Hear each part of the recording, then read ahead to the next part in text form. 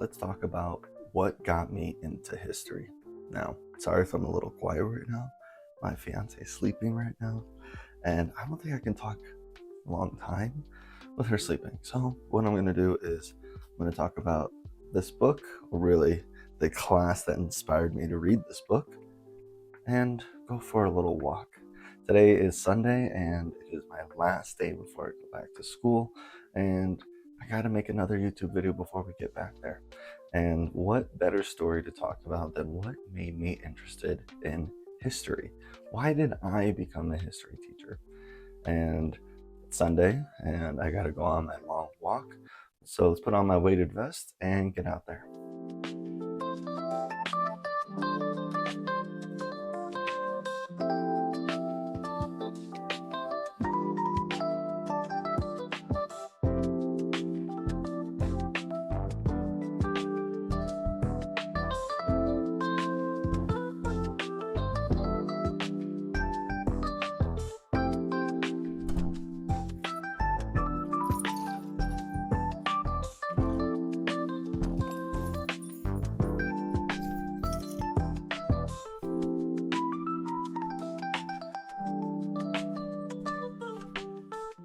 So I just got out of the apartment and just started going on my long walk. I got 20 pounds today. I took out 20 pounds, but I'm going on a long walk. And the sun is not on my side, so once I get towards the creek, I'll be walking towards the sun, and then I'll start recording. So stick around and see what I'm gonna talk about.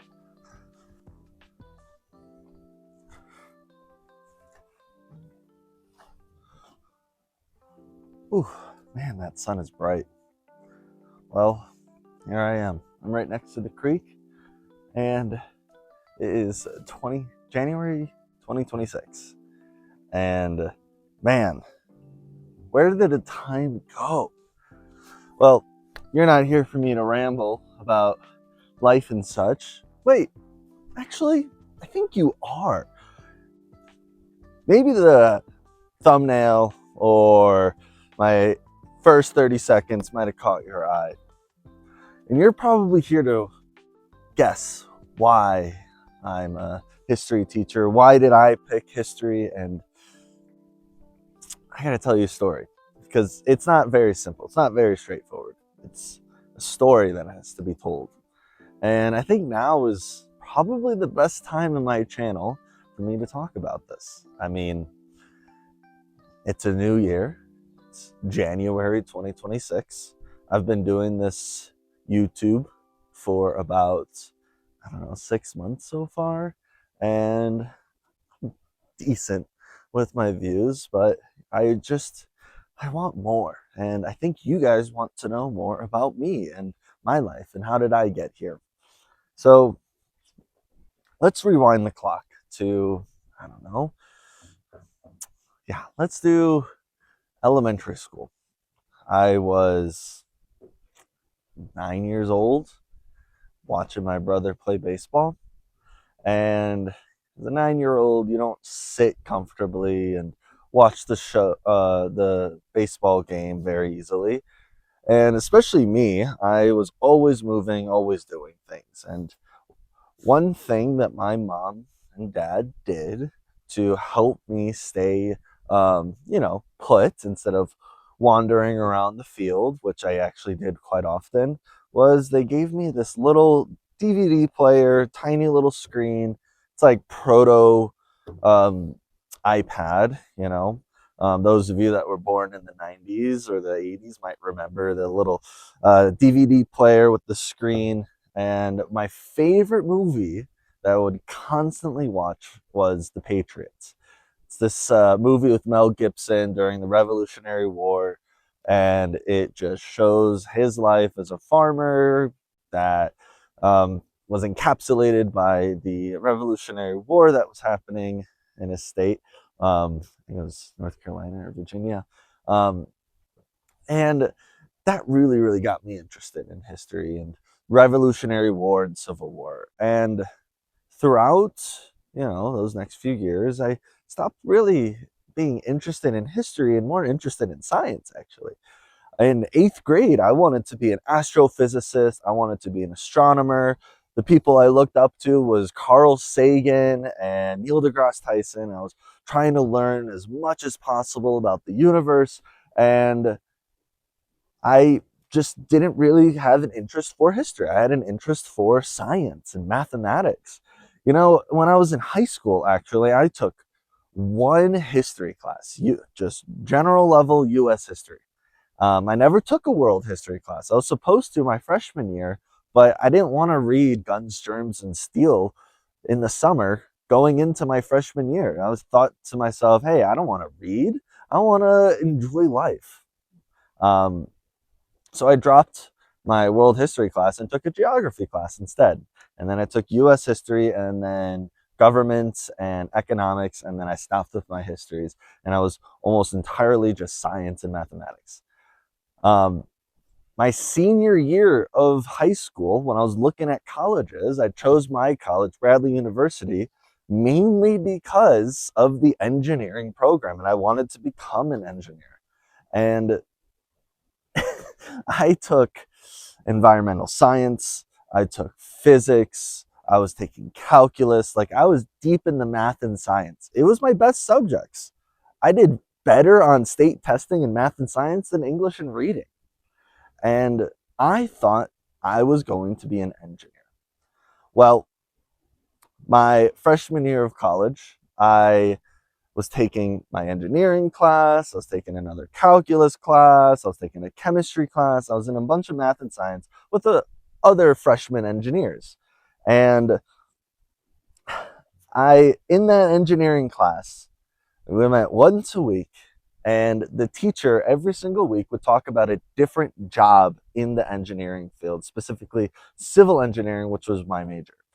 And it seemed to me throughout the semester that every single job that they were talking about was someone who was, for the most part, at a desk working on some computer program, whether it's CAD or spreadsheets or whatever.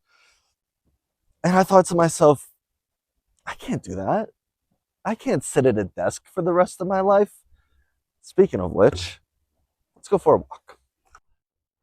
As I was saying, one thing about me is that I cannot stay still. It is hard for me to physically stay put. I practice meditation every morning, and it's very hard for just a simple 5 minutes to just sit still. And as I was saying earlier in the video, when I was 9 years old, 7 years old, look at that creek, I was constantly moving around. So my parents had to give me some movie to watch so that I could stay put.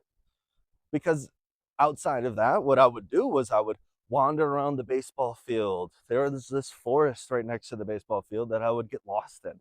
And they actually had to go looking for me. I need to be moving all the time. That's why I got this weighted vest, so that when I go for walks like this, it's a little bit more challenging for me. And one thing that convinced me to not be an engineer and to get out of the math and science was the fact that I need to be moving. So I went undecided my second semester freshman year, and I took a wide ranging of classes.